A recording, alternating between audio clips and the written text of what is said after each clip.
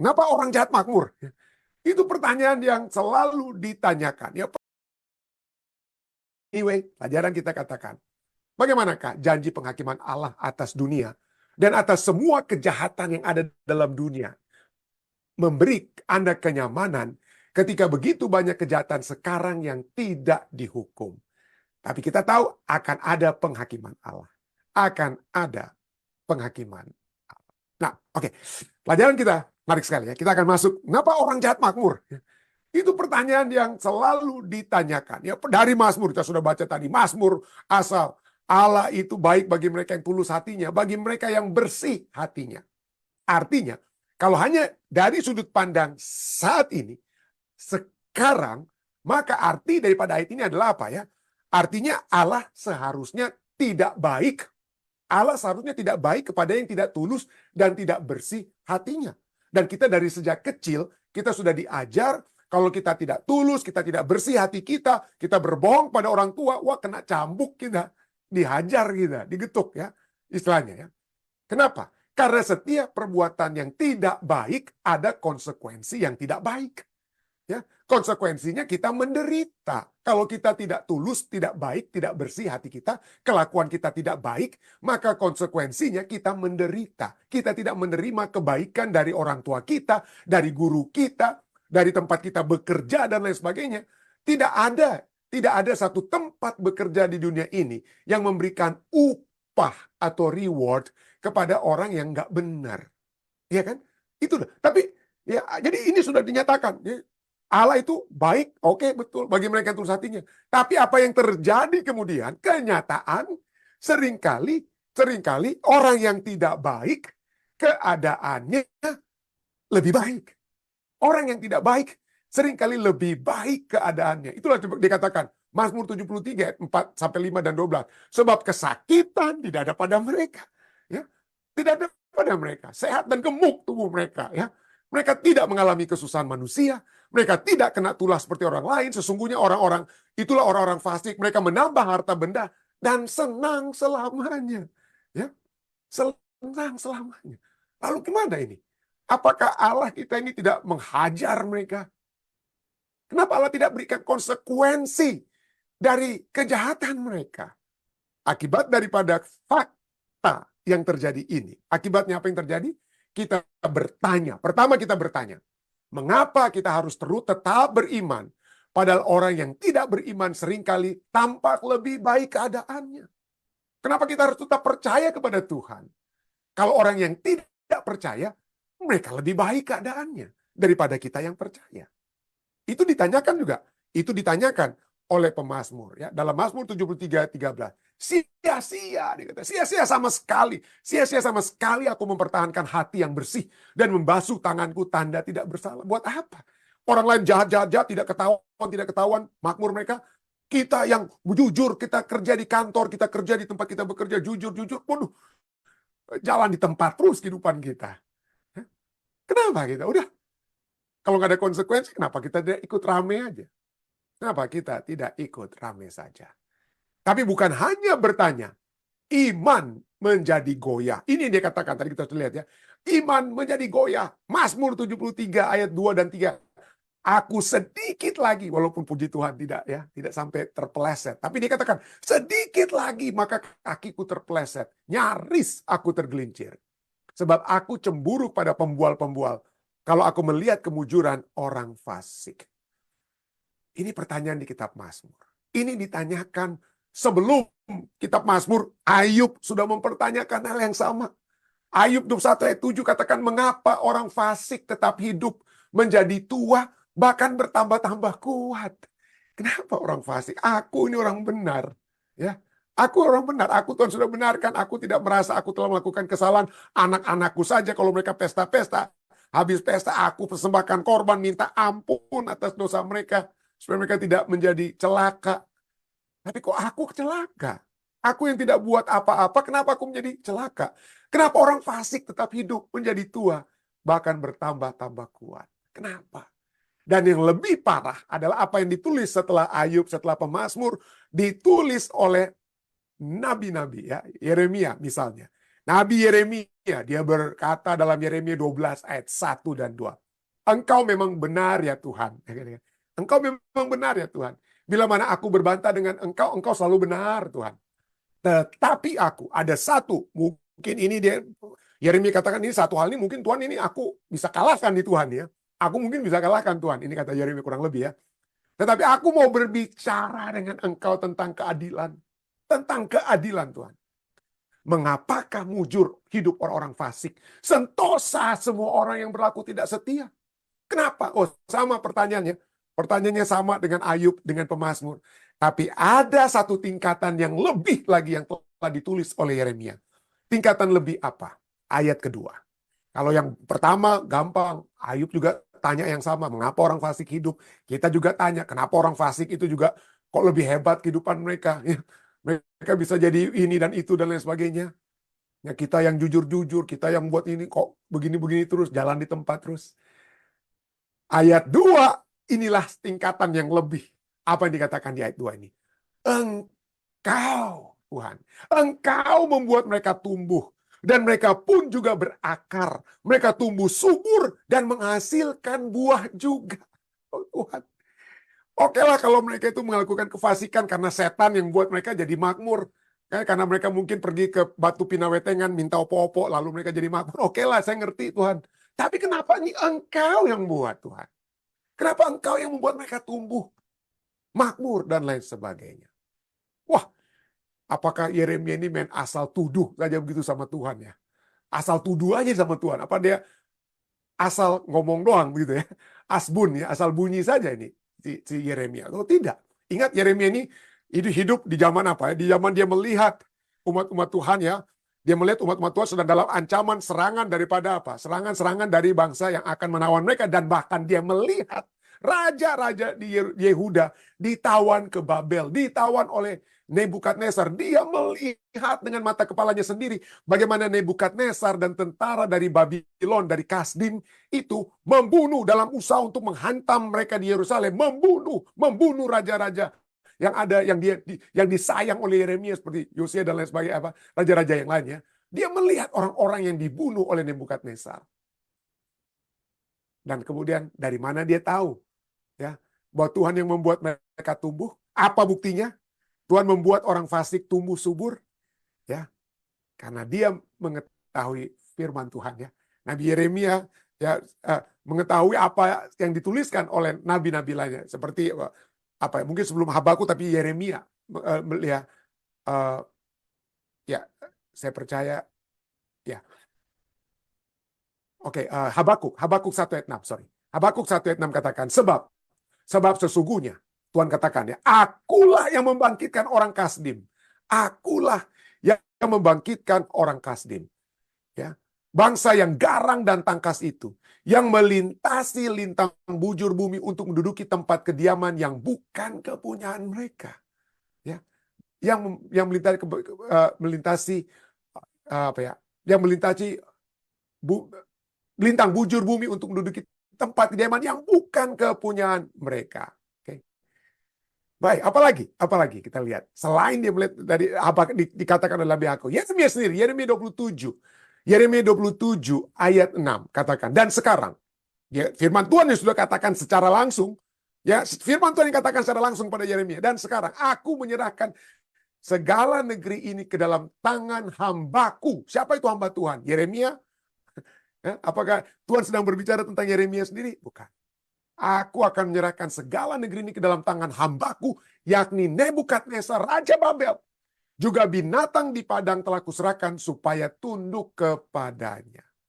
Dan bukan hanya apa yang Tuhan sudah nyatakan langsung, yang menyebabkan Yeremia memiliki satu bukti kenapa orang fasik itu tumbuh subur. Karena apa juga yang dituliskan oleh Nabi Yesaya dalam Yesaya 44 ayat 28. Apa yang Tuhan katakan? Akulah yang berkata tentang Kores. Dia gembalaku. Siapa ini? Kores ini raja Medo Persia ya. Dia gembalaku, segala kehendakku akan digenapinya. Dengan mengatakan tentang Yerusalem, baiklah ia dibangun, dan tentang bait suci, baiklah diletakkan dasarnya. Jadi Yeremia sudah melihat semua yang Tuhan katakan, yang Tuhan sudah nyatakan kepada nabi-nabi lainnya. Dan dia melihat juga nubuatan Nabi Yesaya ini. Ini adalah nubuatan Nabi Yesaya. Kurang lebih 150 tahun sebelum kelahiran Kores. Sebelum kelahiran Kores sekalipun. Yesaya sudah menubuatkan. Tuhan melalui Nabi Yesaya menubuatkan tentang pekerjaan Kores sebagai gembala Allah yang akan menjalankan kehendak Allah untuk meluruskan umat Allah, untuk memberikan kesempatan kepada mereka berbakti kembali kepada Allah. Tapi siapa Kores ini? Wah, ini raja-raja kafir yang menjadi hamba Tuhan, yang menjadi hambaku, gembalaku, ini raja-raja kafir. Nebukadnezar, raja Babylon, Kores, raja Persia. Jadi mengapa, pertanyaannya, mengapa kembali?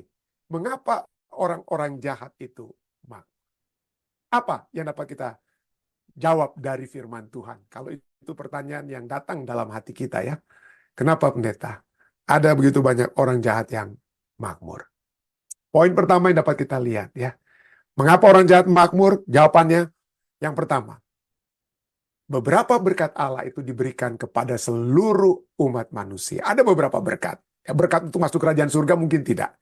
Untuk menjadi masuk ke dalam kerajaan surga, kita bukan hanya mendapatkan berkat dilahirkan di dalam dunia, kita semua yang hidup pada saat ini, kita menjalani berkat Tuhan yang memberikan kehidupan, kita dilahirkan di dalam dunia ini. Tetapi untuk masuk ke dalam kerajaan surga, kita hanya boleh menerima berkat dilahirkan kembali. Kalau kita mau memilih untuk dilahirkan kembali, maka kita menerima berkat kehidupan kekal yang percaya. Tadi ada berkat dilahirkan di dalam dunia, semua orang dapat menerima berkat tersebut. Tapi berkat untuk masuk ke dalam kerajaan surga, menjadi anak Allah, itu adalah berkat kalau kita dilahirkan kembali. Jadi beda ya. Ada berkat sebagai apa? Sebagai umat manusia, dan ada berkat sebagai anak Allah. Apalagi berkat-berkat lainnya yang Allah berikan kepada seluruh umat manusia. Matius 5 ayat 45 katakan apa? Karena demikianlah kamu menjadi anak-anak Bapamu yang di sorga, yang menerbitkan matahari bagi orang yang jahat dan orang yang baik, dan menurunkan hujan bagi orang yang benar dan yang tidak benar.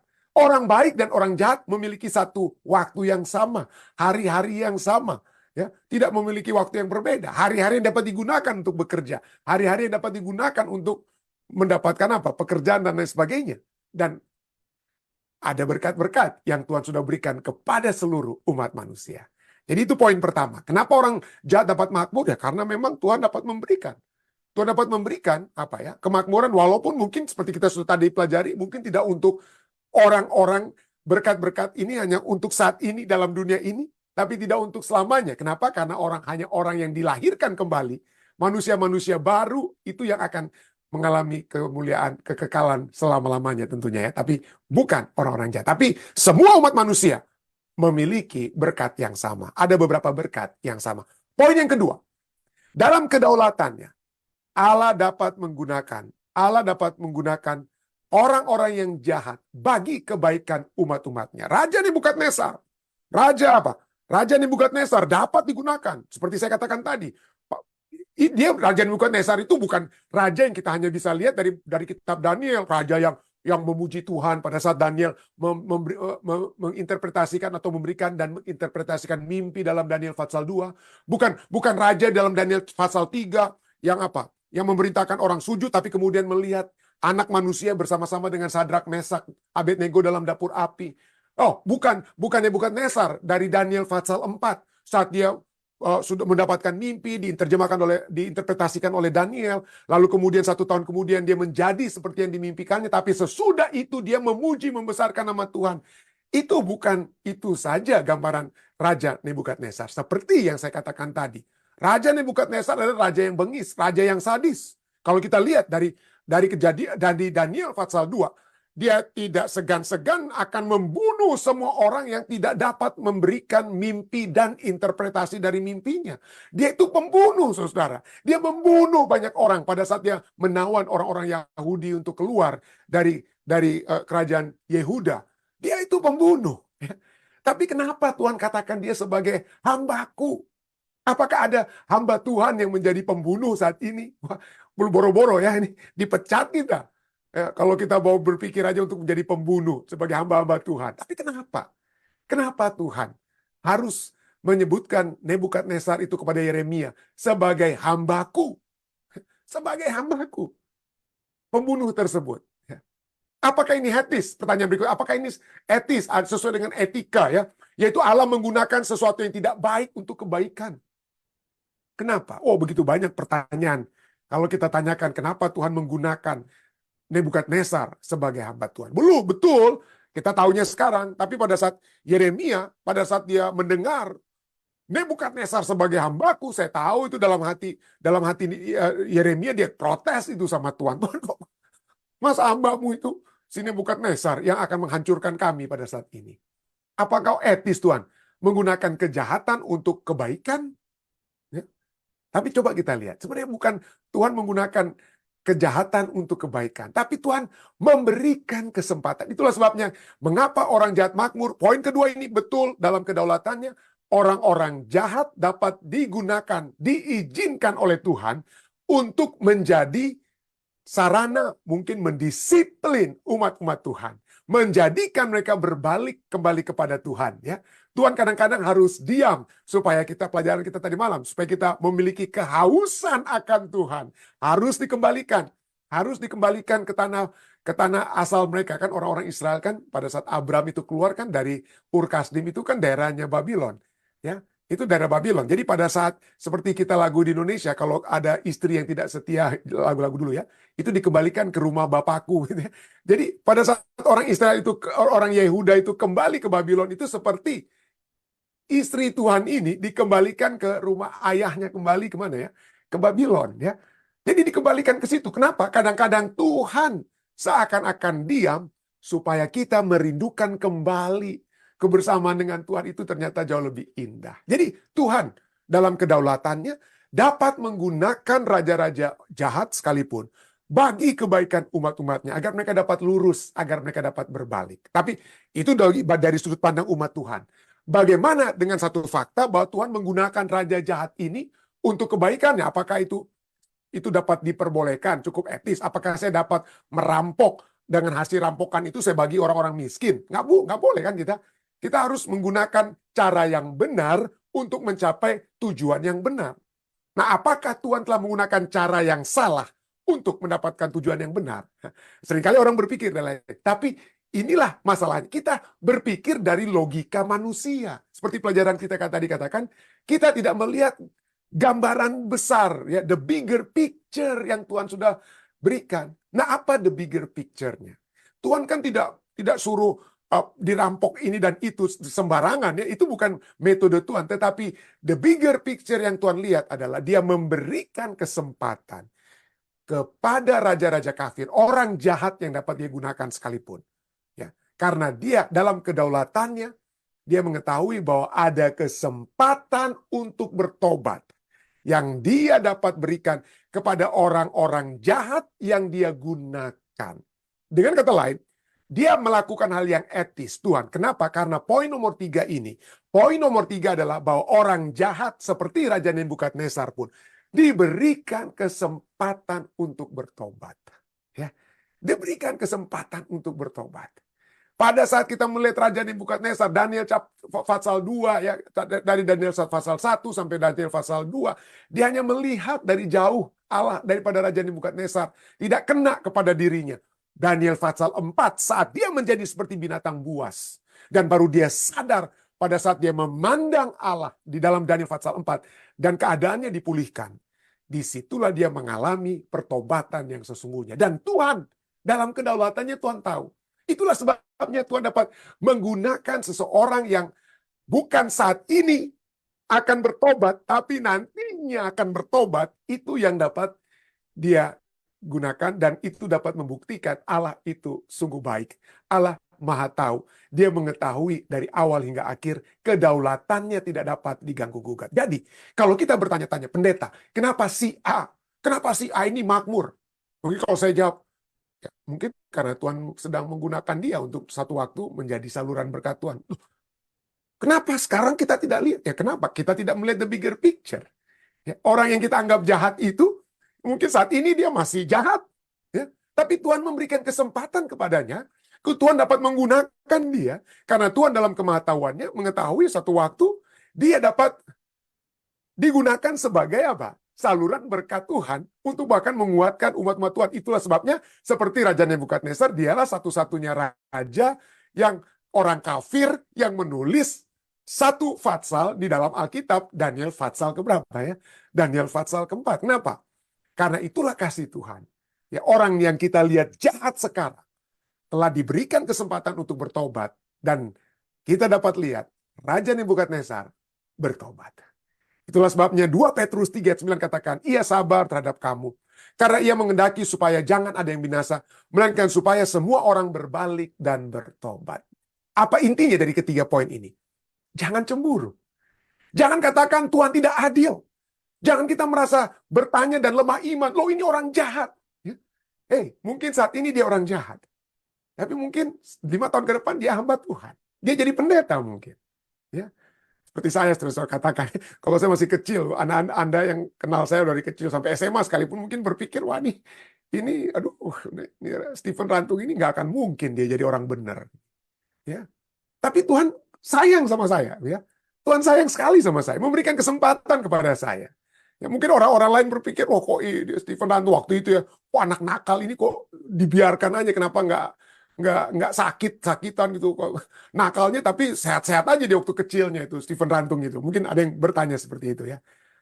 Mungkin dalam kedaulatannya Tuhan tahu bahwa saya tetap dibiarkan sehat, nggak sakit-sakit waktu kecil supaya saya dapat pada saat mungkin saya tidak tahu, saat saya menjadi pendeta ya dapat lebih panjang umur untuk dapat membagikan firman Tuhan. Who knows? Jangan cemburu. Jangan cemburu melihat kemakmuran, kesehatan daripada orang fasik, kekayaan daripada orang fasik, keberuntungan orang fasik. Jangan cemburu. Kenapa? Saat ini mungkin di depan kita mereka orang fasik. Tetapi satu waktu mereka adalah orang benar. Tapi poin berikutnya, kenapa kita jangan cemburu? Ada penghakiman. Ya, ada penghakiman. Dan inilah yang menjadi obat cemburu. Inilah yang menjadi obat cemburu yang harus menjadi kekuatan bagi kita. Obat cemburu telah diberikan dalam Mazmur 73 yang dia katakan, aku cemburu pada pembual kalau aku melihat kemujuran orang-orang fasik. Saat itu fasik, tapi belum tentu fasik untuk seterusnya. Saat itu fasik, tapi belum tentu untuk kekal masuk dalam kerajaan surga. Saat itu orang fasik, tapi orang fasik itu akan dapat dihukum kalau dia tidak bertobat. Ya. Dan itulah yang terjadi ya. Itu yang dikatakan oleh Daud juga dalam Mazmur 37 ayat 1 dan 8 ya. Jangan iri hati. Jangan iri hati. Kenapa? Karena iri hati itu hanya membawa kepada kejahatan. Iri hati saudara dan saya kepada orang yang beruntung, kepada kesehatan. Ini orang yang nggak benar kok mereka sehat-sehat terus. Ya. Jangan iri hati. Kenapa? Obatnya adalah yang tertulis dalam Mazmur 73 ayat 17. Sampai dia merasa cemburu, dia merasa lemah iman, dia hampir tergelincir sampai aku masuk ke dalam tempat kudus Allah dan memperhatikan kesudahan mereka. Kesudahan orang fasik dalam apa? Di dalam tempat kudus Allah.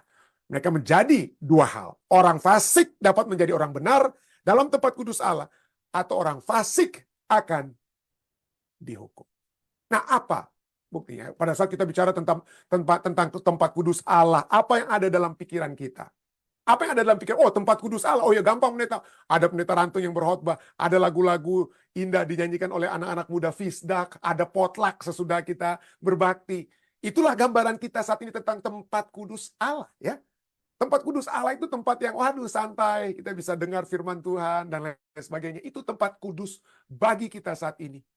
Enak-enak, bisa enak-enakan.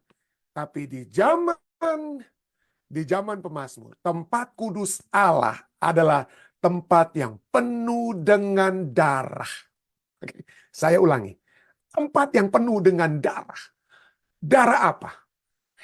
Darah apa? Kalau Anda bersalah, ya, dan juga pada saat hari Grafirat, pada hari pendamaian, apa yang akan terjadi di dalam tempat kudus Allah? Mari kita baca Imamat 4 ayat 4 sampai 7 ya. Orang yang bersalah, ya, ia harus membawa lembu itu ya. Ia membawa lembu itu ke pintu kemah pertemuan, ke hadapan Tuhan, lalu ia harus meletakkan tangannya di atas kepala lembu itu dan menyembelih lembu itu di hadapan Tuhan. Imam yang diurapi itu harus mengambil sebagian dari darah lembu itu, lalu membawanya ke dalam kemah pertemuan. Lalu apa lagi? Apa yang terjadi? Ayat berikutnya katakan apa? Imam harus mencelupkan jarinya ke dalam darah itu dan memercikkan sedikit dari darah itu, ya. Memercikkan sedikit darah itu 7 kali di hadapan Tuhan, di depan tabir penyekat tempat kudus. Kemudian imam itu harus membubuh sedikit dari darah itu pada tanduk-tanduk mezbah pembakaran, ukupan, dan wangi-wangian yang ada di hadapan Tuhan di dalam kemah pertemuan. Dan semua darah selebihnya harus dicurahkannya kepada bagian bawah mezbah korban bakaran yang di depan pintu pertemuan. Banyak darah. Banyak darah. Banyak sekali darah yang tercurah. Darah untuk apa? Darah untuk orang-orang, ya, yang seharusnya kita semua, kitalah yang harusnya dipotong-potong, ya. Kitalah seharusnya yang menerima upah dosa. Kitalah yang seharusnya mati. Di dalam kemah pertemuan, pemazmur yang tadinya cemburu, dia melihat, wow, ya, dia melihat bahwa ada penghukuman Tuhan. Ada penghukuman Tuhan. Ada darah yang harus tercurah. Orang yang sekarang orang fasik, kalau dia tidak bertobat, dia harus menumpahkan darah. Kecuali dia datang di kemah pertemuan, di kemah kudus Tuhan. Pada saat anak domba yang dikorbankan, ya, untuk menggantikan kita yang seharusnya menerima upah dosa yang adalah maut tersebut. Jadi disinilah, di dalam kemah Ka'bah Tuhan, kita melihat ada penghakiman. Ada penghakiman, kita dihakimi. Kalau kita tidak bertobat, maka kita akan ditumpahkan darah. Tapi kalau kita bertobat, maka Yesus Kristuslah yang sudah menggantikan kita. Dan pada saat itulah, kalau pada saat ini saudara dan saya melihat kenapa orang-orang makmur itu kok, orang-orang fasik itu kok makmur, pendeta. Ketahuilah, Tuhan memberikan berkat. Saat ini mereka dapat memiliki berkat, ya, tetapi tidak untuk selama-lamanya. Kekayaan mereka, kekuasaan mereka, segala sesuatu yang mereka miliki itu tidak untuk selama-lamanya. Poin pertama. Poin kedua, kenapa orang-orang kaya itu, orang-orang jahat itu makmur seakan-akan enak hidupnya, tidak sakit ini dan itu dan lain sebagainya. Saat ini mungkin kita melihat mereka sebagai orang jahat, tetapi suatu waktu mungkin kita tidak melihat gambaran sepenuhnya. Mereka sedang dipersiapkan Tuhan untuk menjadi hamba-hamba Tuhan, ya, orang-orang yang dipertobatkan. Dan yang ketiga, kita dapat melihat bahwa jika mereka tidak bertobat, akan ada hari penghakiman. Akan ada hari penghakiman bagi mereka. Jadi intinya, jangan cemburu. Janganlah kita cemburu melihat orang fasik yang makmur. Saya bawa ini dalam nama Yesus. Selamat bertemu kembali, selamat tahun baru bagi saudara dan saudari sekalian yang kembali pada saat ini di tahun 2024. Kembali dapat bersama-sama ya, di acara ibadah kita.